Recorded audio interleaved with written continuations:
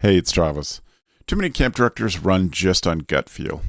Our free Resilient Camp Blueprint Diagnostic is your dashboard for resilience.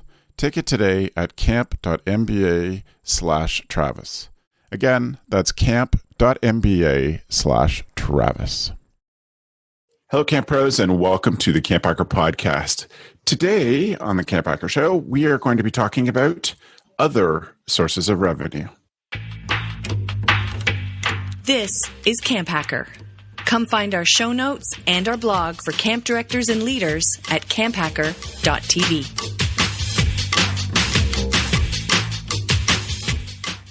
How are you doing, everybody? I'm Travis Allison from Go Camp Pro. I am a summer camp marketing and strategy consultant, and I help camps tell their stories better to more families.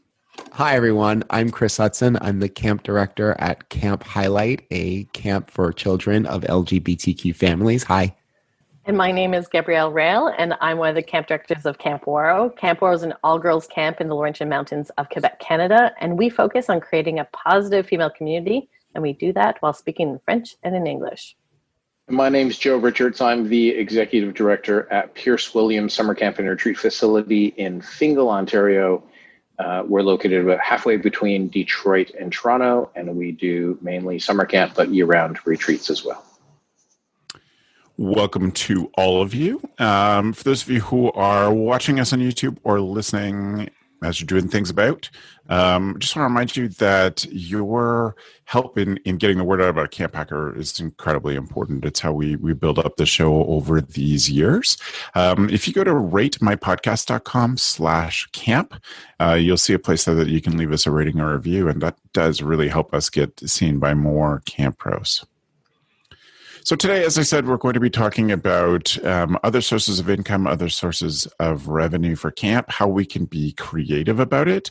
We've definitely seen some camps in the Summer Camp Professionals group who are talking about it, sharing great ideas. So I definitely hope you check that out, as well as listening to this show, thinking about the sort of things that are outside of the box. I think there's probably going to be things we talk about today that are will be obvious to lots of people, but we're going to want to cover those too in case they're things that people haven't thought of.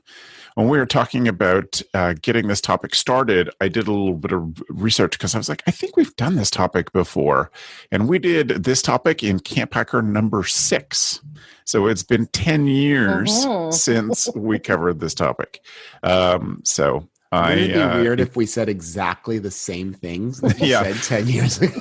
Well, that's the funny part, too, is I went back and looked at the show notes, and this is back before we hired Matt to write the show notes. So I would have had to listen to the whole show this afternoon to get out of it what we said the last time. So I don't know what we talked about. Matt will do much better this time at telling me 10 years from now when we come back and when the four of us are here. I'll look back on what we said. But it's an unusual year, and I certainly know that there are lots of camps who are very tight for money and very stressed about those kinds of things, especially because there are so many camps that convince their families to roll their fees over into next year. And that was always going to be really risky. Important and necessary for most camps, but it was always going to be a challenge. And so we thought we could just open up the discussion today about thinking about starting with the obvious. What are the things that you have seen people doing or that you think camp should be doing that maybe they just never thought of before, never considered before? I'll throw it out to Chris. Well, Camp Highlight, we don't own land, we have a host camp. This is a really interesting idea. I mean, if you own land, what I know that our host camp is doing, and I've heard some other camps doing, is like in the middle of this pandemic moment, is allowing parents to send their kids to the camp space to do the remote learning in school. That way there's ample space per kid. During breaks, they can get up and run around because there's grounds to do that. That's something that I was recently introduced to, and I think that's a fantastic idea. Also, and I don't know how this scales, but sometimes camp education, like school and stuff, like we have really high-minded, lofty goals about what we're teaching kids and what they're learning. But at the end of the day, we're childcare. And, and somehow that feels, it's like deflates the balloon, right? Like, oh, but we're camp professionals. We're that, but this is also childcare. And we're childcare, and we're very special. Yeah, we're special childcare. But in this moment, I think a lot of parents might just be interested in the childcare part of that. Like, we have access to a lot of people who are comfortable around children, making activities, making and enforcing boundaries. And in this moment in time, I think that is what a lot of parents might be interested in. Now, again, I don't know how you scale that because it is a pandemic moment. And, the same reasons that stopped that from scaling to be very, very profitable are the same reasons that stopped us from running camp this past summer in the first place. But, if we're just talking about ideas, that's an idea that I think could really get some steam. Yeah, I've definitely seen camps that are doing it. I think that's really creative. And as you say, a good way to serve our families is to be able to provide a place to do that. What do you think, Joe? I know this has been something you've put a ton of effort into in the last 6 months, thinking about other revenue. Yeah, specifically, right? So to note that what our normal revenue is, right? So our normal revenue for most camps can be broken down into four things. You have summer camp fees. Most camps do some form of outdoor education, and then retreat rentals or group rentals of a facility if you own a site. And then for charities, you can also go the donation route. So those are all forms of revenue. The pandemic shut down shut down retreats, summer camps, and outdoor ed. And outdoor ed's not going to be a thing locally until, at the earliest, it would be the fall of 2021, because the schools have mandated that there's no class trips to the end of this school year, which would be June of 2021 right now. And so what we did for alternate forms of revenue, the biggest thing we tackled this year is we became a quarantine facility. So this was for migrant farm workers who are coming into the country, still have to do a 14-day quarantine in Canada. And we went through a month-long process with our health unit to set up what that would look like. They didn't say, this is what you have to do. They just said, well, what would you do? And then we made it up. And then they said, well, can you change this? And I'd be like, yeah, I can change anything you want. And so after a month, we did generate some money out of that, probably between $50,000 and $75,000, which is better than a kick in the seat of the pants, but not enough to cover our insurance and property tax together, right? Like, it just simply doesn't cover off those things. So that's what we tackled this year. I think the ideas, as you think through what is possible, so one of the ideas, and I don't fully know how to do it. Years ago, we tried to fill out the form that you would become a film location. And I know this was discussed on either Camp Pros or on the Slack, to become a film location. But at this moment in time, that might actually be better, because if a film or a television show needs to record and keep their people separate and a bubble, in quarantine, you have the built-in catering facilities, sleeping facilities, all of those things at your camp. So that's one thing, and we've been exploring that. We also have been exploring the idea of renting our outdoor space to groups with no program offered. So Girl Guides in Ontario is under direction that they can only meet outside. And a lot of the churches locally that would normally host Girl Guides have said no to hosting them. And so we're like, well, we have huge covered porch areas that aren't being utilized right now. And for a very minimal cost, you can use it, once a week and do whatever.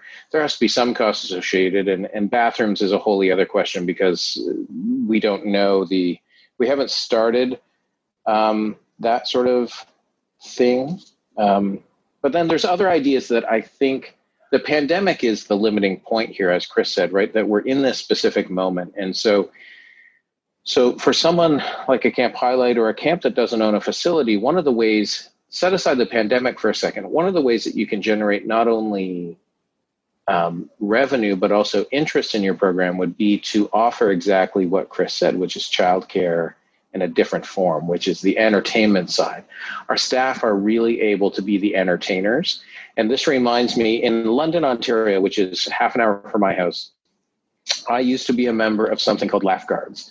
And this is in the 90s, and Laugh Guards still exists. And you can rent them to do things like singing telegrams or run your Christmas party. Or I have been in a bar dressed as Barney the dinosaur in the late 90s. Santa Claus, all of these things. And so you can do birthday parties, you can do, staff parties, all things which would be questionable at this moment in time. But I think as a revenue source and a marketing thing to say this is what camp can do, we can run carnivals better than most places can run carnivals or festivals and activities, and to make that transportable and do that outside. During a pandemic, it's a question of, is that possible, at all? I don't know. But that's sort of what, there was a meeting today for the Ontario Camps Association, and one of the things is the quarantine, if that rule stays in place, Pierce Williams is set up well into next year to just start hosting farm workers again and generate some income that we wouldn't otherwise have. But it's really looking well outside of the box that you live in. Yep. Yeah. That also makes me think that there might be some equipment rentals that some camps could do with some of the gear that they have a lot of that's, fairly industrial and could handle an outdoor school group coming, or scouts or something coming to use something that you have. Joe's case maybe is battle stilts, but other camps might be other things. Yes, Chris, it's a thing. Well, Travis, just to go to that, I have questions though, about what was battle stilts. I believe has been a tool of the week, but the idea there, is that we at camp, especially at camps that don't have a ton of cash, we have all of these DIY games and activities that are more industrial, because you're building them so that kids can't wreck them. And so everything from cornhole games to stilts to, giant Connect 4 to giant Jenga to 9 Square in the Air, all of those are things that people don't want to invest the money or time in, and I think equipment rental is something that it would be a possibility there as well. Yeah. Yeah. The just like family reunions or family gatherings and things, it would be backyard things you could rent out. It's not a ton of money, obviously, but I think it's a creative, we just want you to open up your brain to what you have that other people need. We've talked a lot about staff skills, and but there are other things out there that might get you going. Gab, what do you think about sort of real traditional things that people might not think of that other camps you've seen doing? I think start with your mission statement, and you don't need to be limited to your mission statement, but start with your mission statement and ask yourself the question, how can I do this not on camp property? How can I do this online? How can I do this through newsletters? How can I help parents have tough conversations with their kids? How can I help parents tutor their children? Our organization, half of our kids are English speaking, the other half are French speaking. So for us, language is something that makes sense in supporting kids, and just even reading books to them in another language, or helping them with their French classes or English classes. But I think if you sit down with your mission statement and you start branching out, word mapping out all of the things that you do that you don't need a site for, how does that translate online?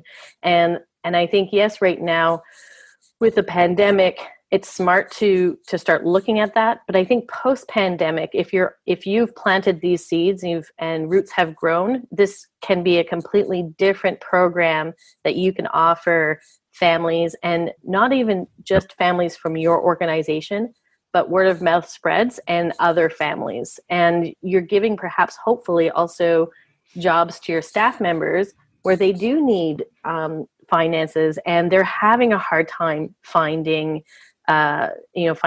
jobs. Some of my staff members right now are going back to the reading book piece, where they are just offering to read story time to some younger campers while parents are getting dinner ready. And they're not there to supervise the kids, obviously, but it's just giving them a break, and they ask them about their day.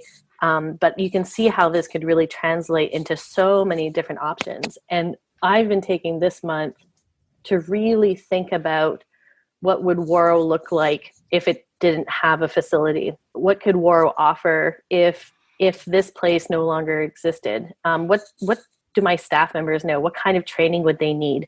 And I'm going around in circles in my own brain. There's so many options, and sometimes it feels like the more you think about it, the more you go down a little bit of a rabbit hole, because you can see how much work it would take. But sort of let yourself dream about these things and see what could stick and what is possible. And so for me right now, I'm trying to think of one of the venues I'm looking through is our mission statement, and how can we do what we do all year round, not on our site. Speaking as someone who doesn't have a site, we have some stuff, like Travis was saying, like we do have some, and Travis and Joe were saying, we have some industrial games and stuff that we use, but they're all stuck in storage. But the one thing that we do have is our staff. I'm just high-fiving what Gab said, is our staff, and our staff is available usually throughout the year. And that is really what we are bringing to the kids. And that's really the resource that the parents want for their kids. And because these connections are enduring. I don't know what to really do with that, because there's a lot of complications about opening up, whatever your babysitter's club or whatever you're thinking of. There's a lot of complications that come with connecting campers to staff in the off season via phone or Zoom. And it's all the stuff you're thinking about. It's all the stuff we have to think about during the year, but now it's virtual, and it could get really, really complicated. However, if we're just talking about ideas, there is definitely something there about using your staff as a resource. And like Gab said, a lot of our staff may really welcome the opportunity to do what they love to do and perhaps make some money doing it. I think the other thing, and I don't know how we would go about doing this, but with Gab and with Chris talking, and maybe Travis, you could pipe in on like the idea of passive income, right? The idea that we don't need to be present to generate income. So we've talked, and my board has talked about the idea that we have a unique camp staff, and at Pierce Williams, we have a unique ability to do leadership training. And so is there a way to turn that into an online course that is passive for us, meaning we don't need to log in every time somebody wants to hear it? And the same with reading. I just wonder, if you did a YouTube channel that's just called Joe Reads, and it's just me reading it's like the Reading Rainbow, but you're with various camp staff, and just have it as a playlist on your YouTube, so parents can literally just click on it to keep kids entertained. That's not sort of revenue generating in a way, but it is service providing, which could generate revenue in the future. And it's trust building, and we talk about that all the time. That's such a huge trust building thing. It's marketing, it's communication, it's long-term thinking about revenue, doing those kinds of things the families need or could use, that the celebrity of having a camp staff come into their house to read stuff could have lots of cool long-term effects. I have two thoughts. Two things that I've seen that I think are really quite remarkable. One is camps that do an online store, camp store, tuck shop, whatever it is you call it in your organization, where you have an organization that can do print on demand, stickers, water bottles, hats, and whatever. And so you don't have to touch the stuff. It's kind of along the Joe's line of passive income. I just mean this is something that you're going to sell. You create the store, but somebody else is fulfilling it for you. So it's kind of one-time work. It's not work that's consistent. But if you have that flexibility, then you can get really creative. You can engage staff. You can engage alumni in creating stuff that is all inside jokes. I don't have the right bottle here. It's on my coffee mug, but I've talked a couple of times about how cool I thought Seth from Arrowwood, the stickers that they have that are just for alumni, that are their old pickup truck with the tubes in them, the inner tubes in them. Stuff like that is just really for your community. It's really internal. Things that could be, phrases from songs or things that you chant that could be stickers, shirts, everything would be an easy way to do it. But if you really engage your community, it can go beyond just the 10 things, the 5 things that you order every year to put in your camp store. You can be really creative. Like, here's a thing that's only on sale for 2 weeks. And here's something special because it's the 91st anniversary that we're celebrating this day. There's lots of ways you can go with that. But I know camps that are definitely digging into that. And those that are really good communicators are having lots of successes because it's so internal. It's not, could be phrases and things that your friends of your campers might like, but really you're talking about selling to your community. And that's an easier way than just, becoming I don't know, what's a cross-border version of this, but, instead of you becoming the roots of your camp community, it is something that is, a full-on outdoor brand. You're just serving your community. I think that's a good way to get things going, that you can price stuff at such a point that you're going to make real money off of that and provide a service to your camp community. One other idea that I've seen in a couple of different places and a couple of different forms that I think is really smart are camps that do hired out catering. And we have a friend in Michigan who does that, and they have a year-round kitchen staff, and they're doing, Jaleesa, who's been on CampHacker a number of times at her camp, they're doing the on-site school, like Chris described. They do hired out catering. I know another camp in Michigan that they actually do meal prep, like one of those meal prep services. The families come by on a certain day between 4 and 5 and pick up meals for 4 people for 3 meals a week. And they can price it competitively with some of those door-to-door delivery meal services, but they're fully prepped. And I don't know if they're making money, but they're at least keeping staff on and covering the expenses of the staff who are that are doing that. So there's a couple of things I've seen that I think are pretty obvious that I know of is working from camps. Any other things kind of in the like, I hope we go into crazy good ideas, big expansive ideas coming forward. But I just wonder if there's any sort of obvious resources that you have handy that we haven't mentioned. I think with that meal prep, you can also talk about the idea that if you have a certified commercial kitchen, you can rent that. Right. So if you're not able to, so we have 2 commercial kitchens on site, and we just simply don't have the staff to run something like a meal plan or right. And so, but if people needed those commercial kitchens for 1 or 2 days a week, that would be a rental.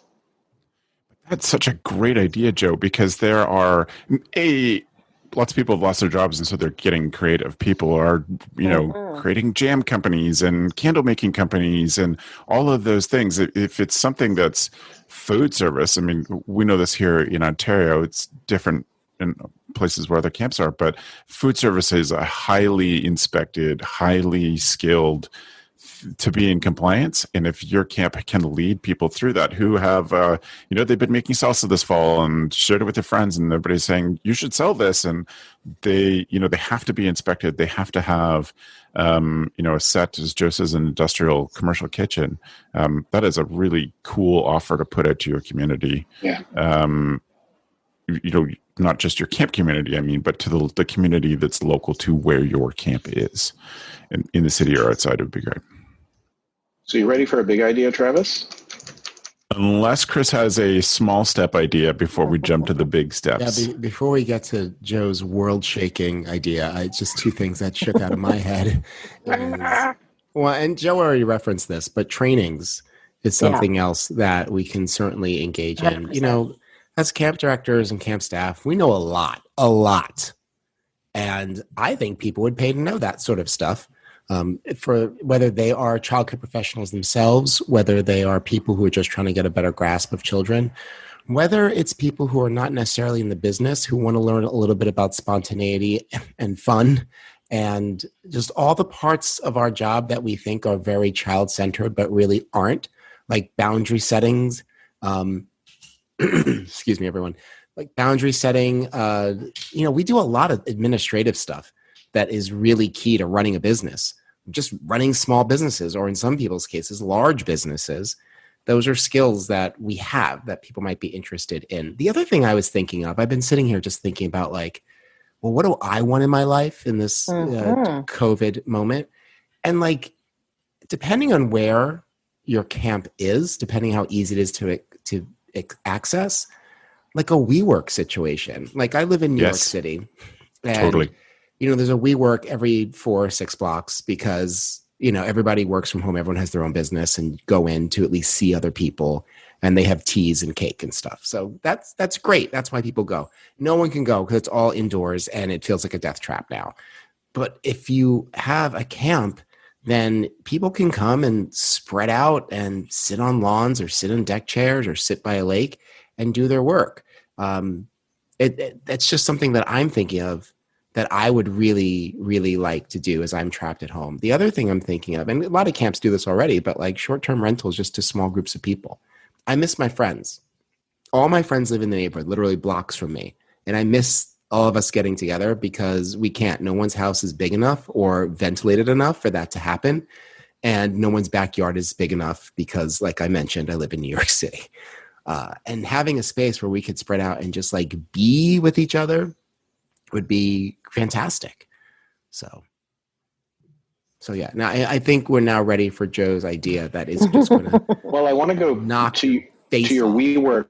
I want to add just to his work thing because I had the same idea, and I had this idea that going forward, as I think the pandemic's going to change the way people work. Period. I think that you're going to see a lot fewer cubicle farms, and you're going to see more people working from home.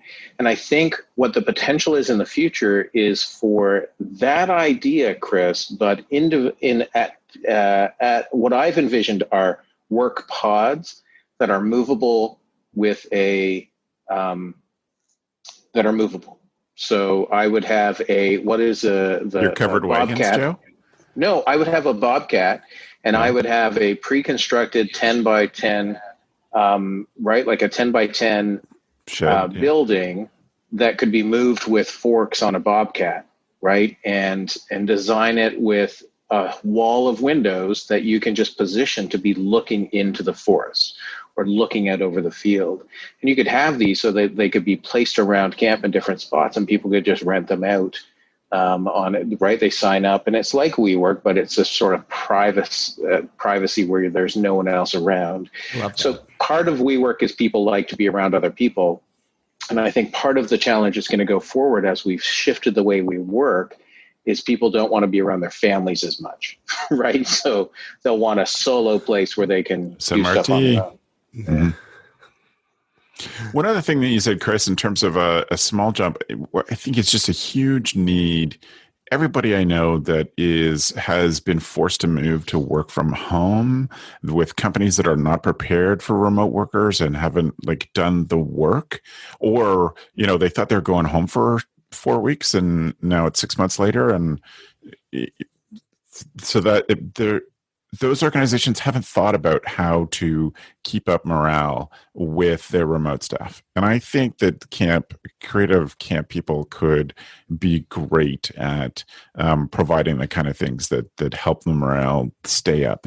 And we'd have to be super cautious because camp people might tend to the silly as the way to do it, and that wouldn't work in most corporate situations. But there are smart things that you could do and creative things that I think an experienced camp program director could do to make fun for people who are working remotely. Okay, Joe, big leap. Before my big leap, because I want to keep you in suspense. I want people to keep listening. And we get rated on how long people can listen. One of our good friends has been recruited by a school to do outdoor ed all year long.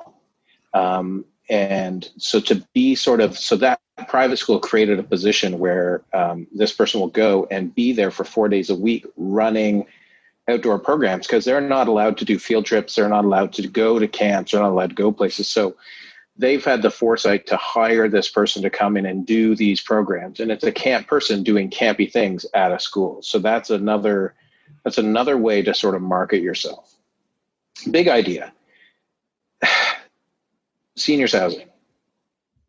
So one of the huge challenges in Canada, and I'm sure in the States as well, is affordable housing for everybody.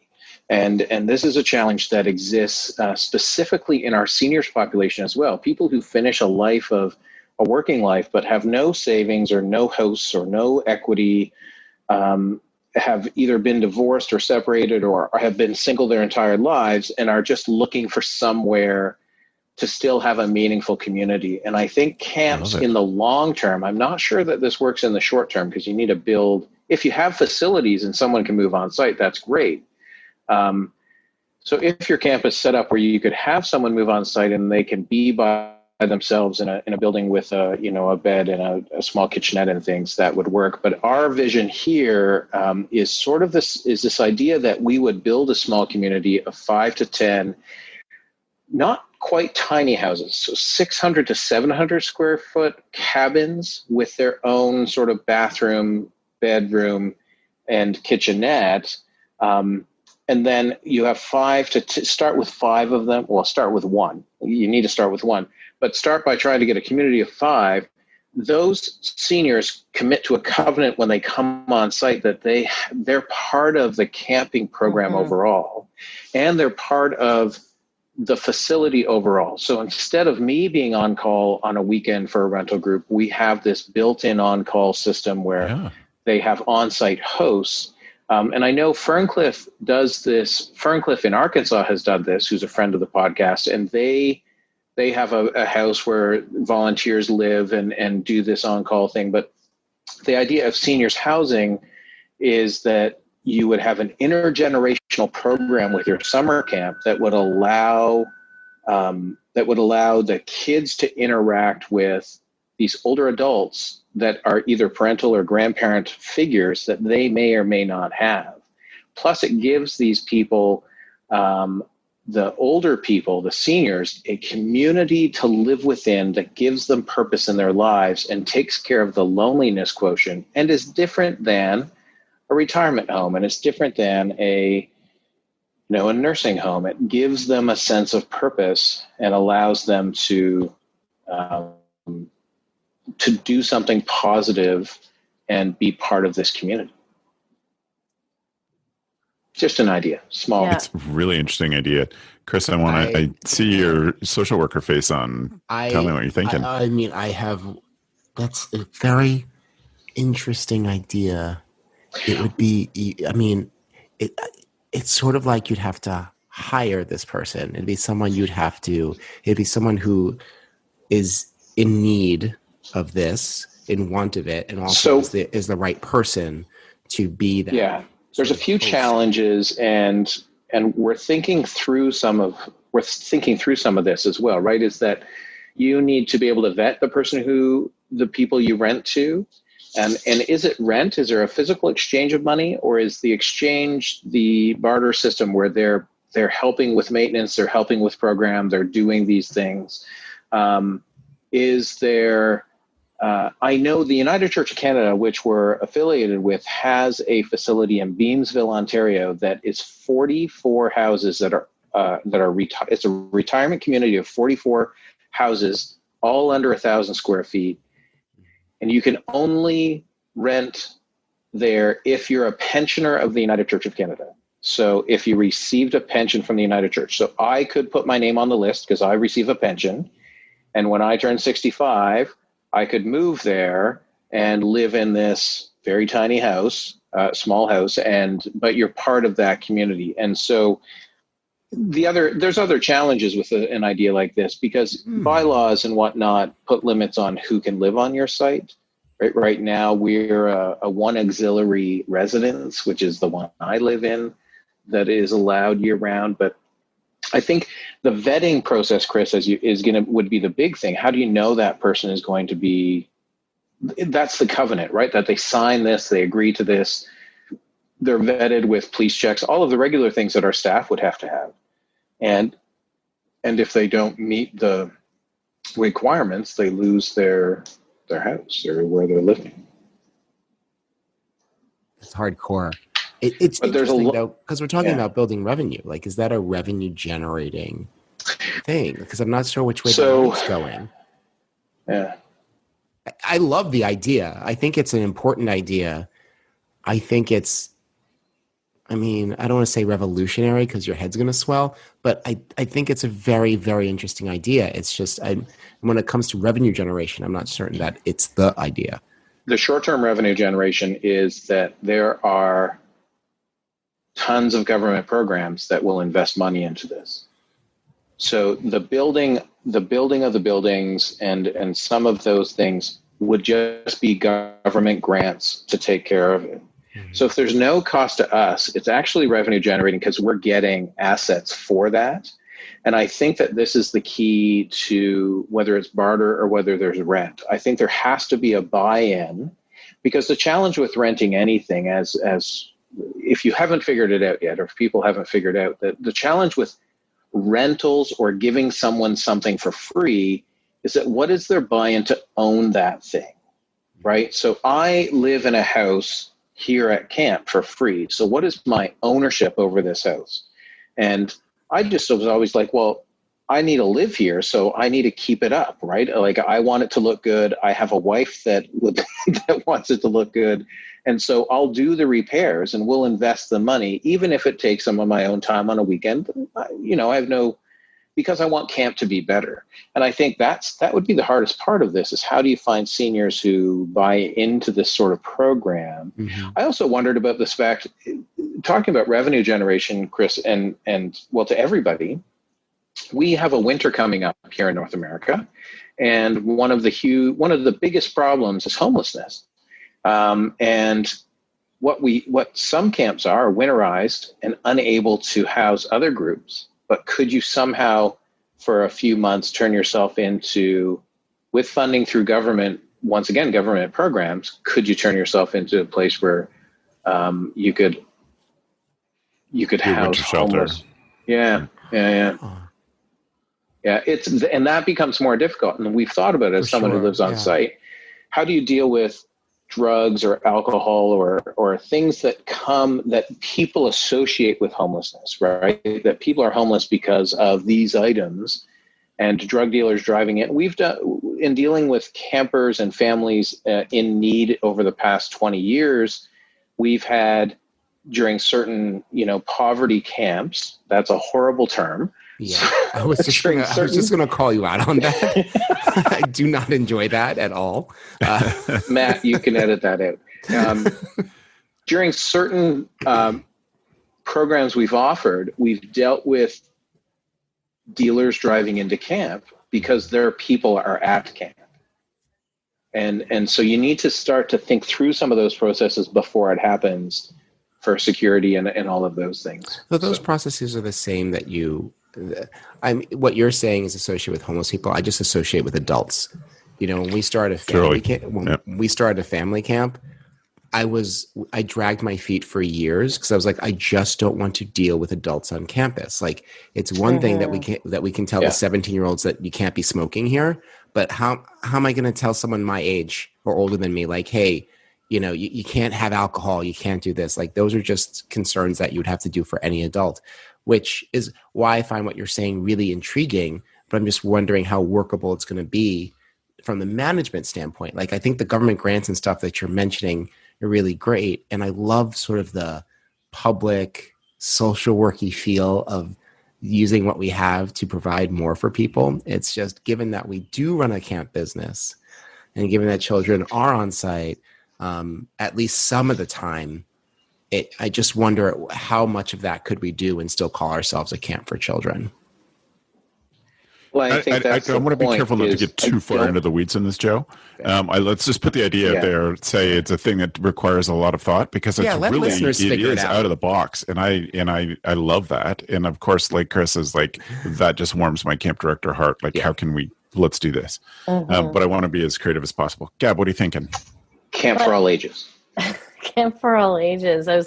I had a similar idea of partnering with universities, particularly engineers and particularly women who are engineers, to come and stay on our site and to look at problems that we have and see how they fix it, and how can we bring campers into that conversation and learn from these engineers. And particularly for myself as a all-female organization, having those individuals with you and teaching our campers is such a bonus on so many levels. And going back to what Chris was bringing up, how does that bring in funds? We were talking in our previous podcast that parents are going to be concerned about the quality of the programming that we're doing. And anytime we can be innovative in showing that we're creating partnerships, or we're creating new programs that don't create a deficit within our pocket. And if we can have partnerships with universities, have students come for a week or two where they get to work on projects that go to their credit, but also involve our campers, and that we can talk about it, that's just something that is a bonus all around. I have honestly been thinking about how to bring in more finances within this organization before COVID. It's something that is very, very tough. And as we know, when you have a small camp, our camp is a small camp, and we physically cannot get any bigger. We're 14 and a half acres. Thank you very much. And we are in the brutal seasons of literally 2.5 months. We can't really have shoulder seasons because of the buildings that we have. And so this is a question I've been asking myself a lot. And when it comes down to it, again, it goes back to those values that we have at camp and what we do well with our staff. And Chris was mentioning, teaching people how to work with kids and bring that experience outwardly out of our camp environment. But of course, there's all of the things that we do with our staff in communication, problem solving, public speaking, even how to run your social media. It's really about tapping into what you're good at and what your staff are good at, and trying to push a little bit the imposter syndrome aside and saying, I'm just a camp director, or this is just what I do. And really look and say, how can this help other individuals? And if people are willing to pay for it, it's because they need that service. And that's the piece that I have to overcome. It's that imposter syndrome. It's that who would want to listen to what we have to say. But every time people come onto my site, parents and visitors are so impressed on how we run things. And I think this is the time, or the kick in the butt for myself, that I need to sort of take those chances and put ourselves out there. I don't have a crazy idea, but I do know that maybe a crazy idea is camp directors saying, hey, we've got something to say, and we're here ready to share it with the business world. And we're here to teach you how to lead with kindness. Maybe that's the crazy idea, Yeah, I love that. I have 3 really quick things. They're not necessarily outside of the box, but things I know that other camps are doing. One is, and this is really specific to a very select group of camps, but I know camps that are doing sort of selective, well-managed logging. So it's not clear cutting. It is hiring someone to come in and do a nice selective log. If you have a big timber stand and a lot of acres, you can do that. In Ontario here, camps can actually get a tax incentive for doing that. There's a program here in Ontario if you manage your forest well. And So that's one small thing. Again, you'd have to be in exactly the right position to do that. Same with, I know a number of camps that have cell phone towers on their sites that are, away from the centers of things, but is a small source of revenue, between $1,000 and $2,000 a month, depending on your contract with them, and also camps that have windmills and solar farms on them as well. Those are kind of high output, or windmills, big windmills in particular, most of them are put in by a company and they just lease the land from you. But those are some interesting things. And one that I would say is a bigger project, one that I think is a natural alignment along the lines of what everybody's been saying, but Gab most recently, is that if your camp took on some form of local parent, being the local parent resource, whether it's and there's lots of these already, but the New York City Parent Magazine, if you're the low cost version of that, but it's hyper local to a particular neighborhood in your area. So if Chris was the Astoria parent email list person, then you're just writing, good resources for parents. You could take on advertising. That could be something that demonstrates the value of what you do long term, but also could be a revenue generation. You could do it with Facebook group or podcast, totally. But I think the easiest way would be to gather some resources in an email newsletter that people pay per month, like $1, and to be a part of it. And then that's enough that you could hire some staff, or you could do it yourself, but that you have the double effect of building trust within your local community and potentially some revenue stuff. Any others? I feel like this is one of those things that we're going to keep coming back to and saying, oh, I thought more about this, and this is other things I came up with. So what do you think, Gab? Mm-hmm. No, I agree. I think this is something that we'll be coming back to over and over again. And I think we're going to see some camps do some really creative stuff. And that is my hope with these times that we're moving forward, and we sort of shake loose a little bit of how we see camp and what we're capable of. I think it's hard times, but innovation, I really believe, will come out of these times.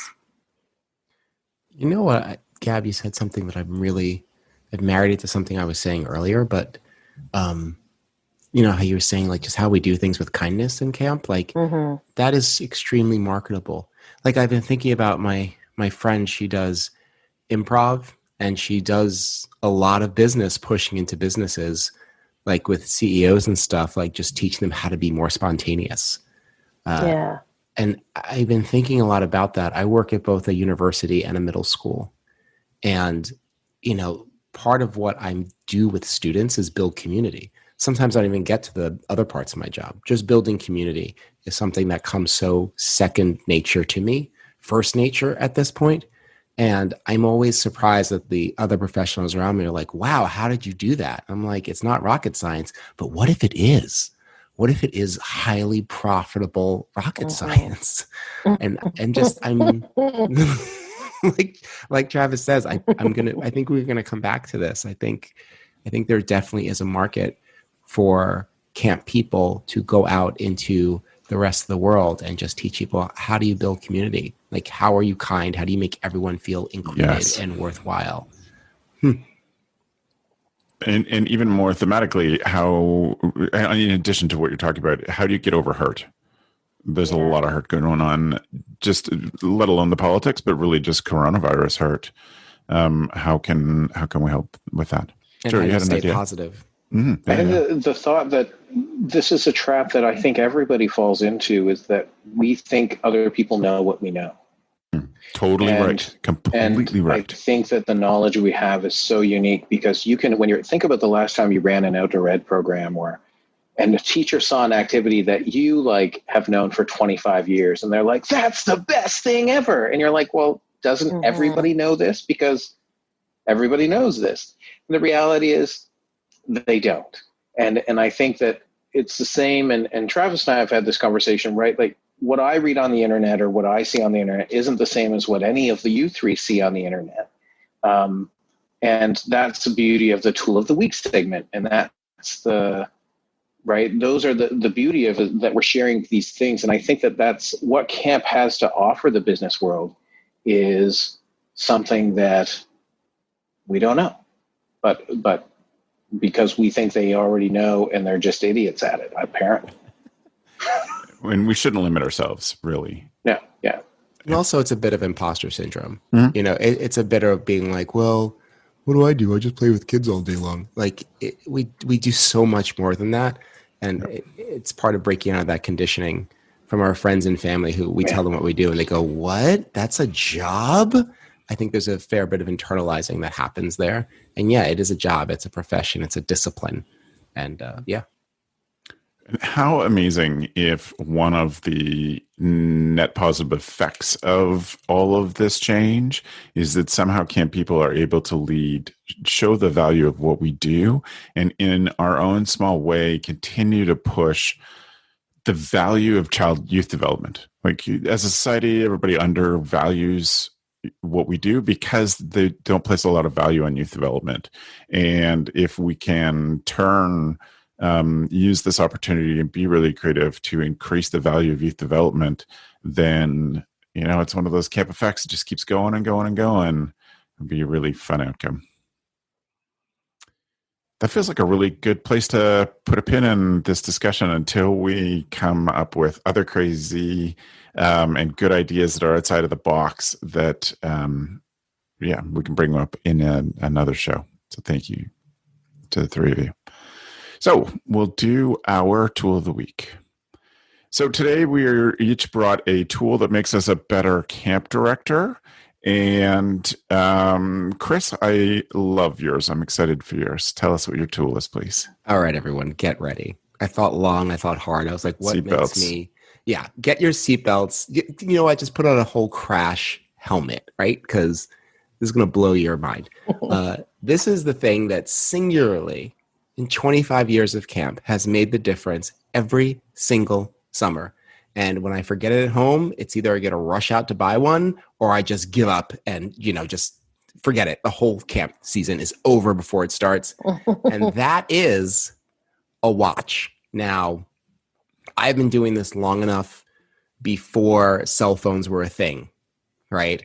And it was actually, it's still super important for a couple of reasons. One, before cell phones were a thing, if you didn't have a watch, but you had a schedule, it was already, you were done before you started. There was no way you're going to keep on schedule. Your kid's going to be late everywhere they're going because you're late everywhere you're going. You don't know what time it is. Now cell phones are a thing, and I do get this pushback from counselors, but I'll have my phone. Well, one, do you want your phone? Do you want it at the pool? Do you want it at fishing? Do you want it on the field? No, because we're not responsible if anything happens to it. The other thing, you don't want to whip out your phone in front of the kids all the time. They can't have their phones. And the moment they see yours, it's going to be take a picture. Can we hear music, et cetera, et cetera. And you just wanted to know if you were running late for dinner. A watch is something that we mandate that staff has. They try to forget.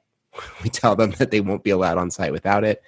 It sounds so simple because it is. Just simply knowing what time it is changes your whole day and just changes your relationship with the schedule. So that's it. That's the tool of the week. Wear a watch. Just in my regular life, when I'm not wearing my watch, I'm sad. There you go. Just mood regulator and time. It's just comfortable to be like, oh, now I know what time it is. But outside of camp, honestly, wearing a watch, and not like these fancy Android watches and iPhone watch. Wearing a watch so you do not have to access your phone just to tell the time will change your outlook on the day. Because I've gotten into the habit, like so many people in this modern age, of taking out my phone and just walking from point A to point B while texting and looking at stuff. And honest to God, I just took it out because I just wanted to know if I'm on time for the train. But instead it becomes like, let me check every kind of social media I have. So wear a watch to make you a better camp director and just make you a better person. Good one. Gab. My tool of the week is wax cardboard. It's the cardboard that typically your chefs get delivered their fresh produce in. and it has that waxy feel around it. And I was thinking about wax cardboard actually 2 weeks ago because I was doing some recycling for my folks, and I was with my dad, and there was a bunch of just cardboard boxes that we were breaking down, and we both spotted a wax cardboard, and we're like, oh, wax cardboard, and we were very excited to find that box. And so we divided it in half, and he has one half, I have the other half. It's cut that up in strips, put it in overnight packs, put it on day trips. If you want to start a fire, wax cardboard is an amazing starter kit, fire kit. And if it gets wet, it doesn't matter. But I try every time our chef is putting everything out for recycling, I'm always going through the recycling to pull out these wax cardboards. I look like a crazy person, but they're awesome, and your staff will thank you for it. They'll be like, I'll say, use this, here's 2-3 strips of cardboard, and they're like, the fire start right away. Yes, it did. And it's free. So there you go. And wax cardboard is usually thicker and obviously a bit water resistant, and you can use it to carry lots of stuff around camp, including firewood from place to place. And if you're not watching us on YouTube, you should be, because Gab is showing us her wax cardboard she is sitting beside her desk. Right beside me. Perfect. Joe, what's your tool? I thought I would take over the Dan Weir portion of our tool of the week and do a book. So nice. The book I have is called The Laws of Simplicity by John Maida. It is a very short read because he wanted to keep it simple, but it already made me think of some things as I was reading through it. Right, he has the laws set out in sort of packs of 3. So if you can only have time for 3, you're going to start with reduce and organize and time, right? And so, but then you build on those with the next 3.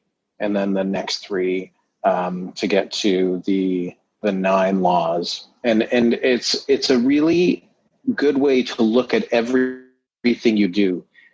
Can we make our registration form simpler for our parents? Can we make our session selection simpler for our campers? Can we make session creation simpler for our staff? Can we make training simpler for our staff? Right, and the more we can reduce down these things, the more you save a wide variety of things while getting directly to the point.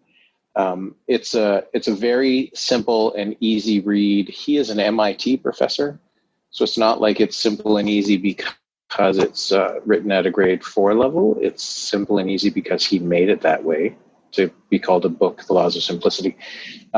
It's funny to read a bit because he wrote it around the time of the first iPod coming out. And so some of the references are a bit old at this moment in time, but the first paperback edition just came out this year. So up till now, it's been a hardcover.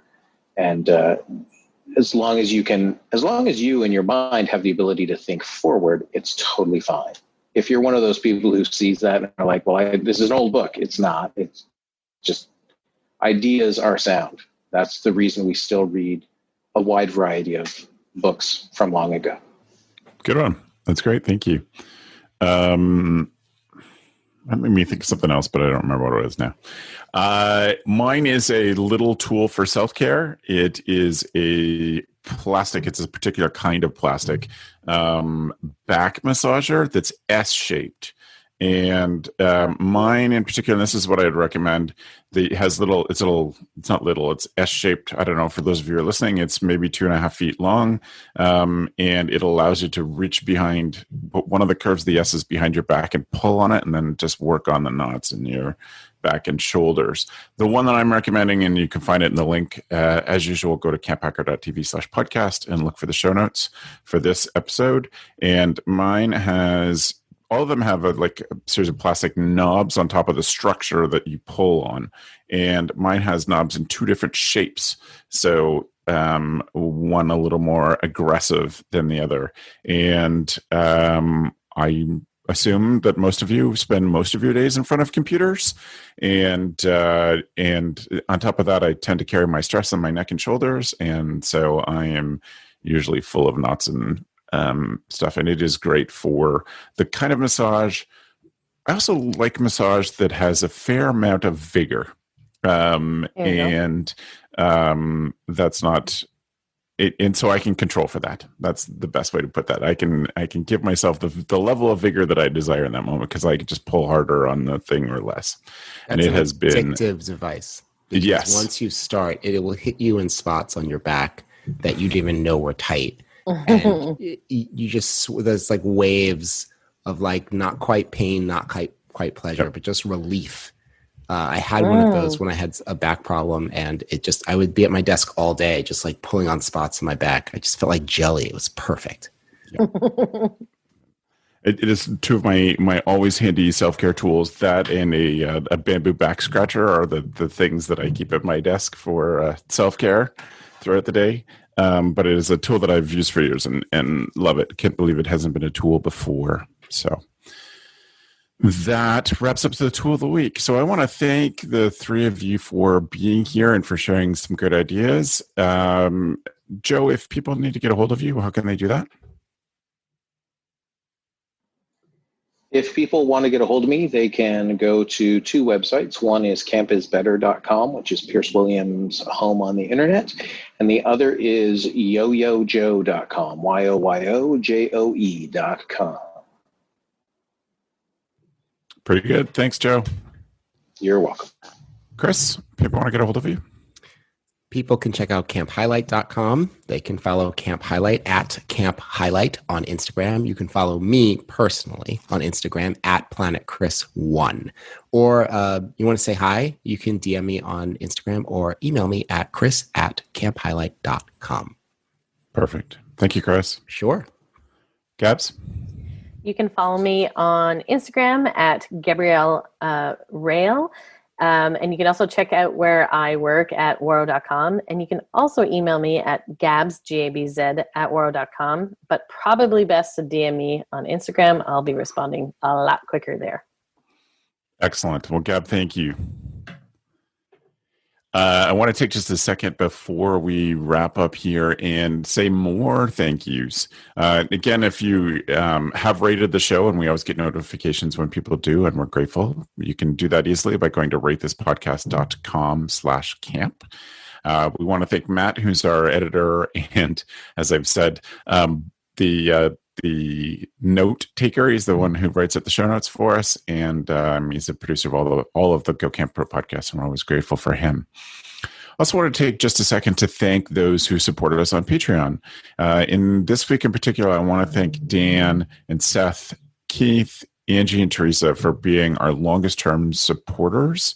So grateful to them for all of the generosity that helps us pay Matt to do his part and take care of us. So we're grateful to those of you who have been involved in Patreon in the past, and those 5 in particular this week. Again, if you want to go to see the show notes for the show, go to camphacker.tv/podcast. This is episode 133. If you're interested in our previous episode, and I'm sure you'll hear a big production delta from what we're doing, what Matt's doing for our production now. But if you go to CampHacker episode number 6 on camphacker.tv/podcast, you can hear our previous episode on other sources of revenue. And we'd love if you check that out and do that. Also, we hope that we've really inspired some creative thinking today. And if you have some ideas, further things that when we come back to with this topic, you want us to include, you can send those to me at travis@gocamp.pro.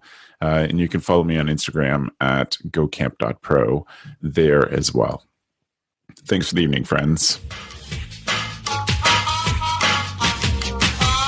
The Camp Hacker podcast is brought to you by Beth and Travis Allison, summer camp leadership training and marketing consultants. Thanks for listening. Camp Hacker, bringing your world into focus. Hey Camp Pros, we love that our industry is built on sharing. In order to foster that spirit, we hope that whenever you share an idea that you learned from the Camp Hacker podcast, conference, summer camp professionals group, or wherever else, that you're quick to give credit where credit is due. That way, we can all encourage more camp pros to share the tips and tricks that will make camp better. Hey, it's Travis. Camp directors often tell me they're just too tired to take on anything new. That's exactly why my free Resilient Camp Blueprint Diagnostic exists. It doesn't add work, it shows you progress. Quick, free, repeatable, you'll know if your systems are paying off without the guesswork. Try it today at camp.mba/Travis. That's camp.mba/Travis.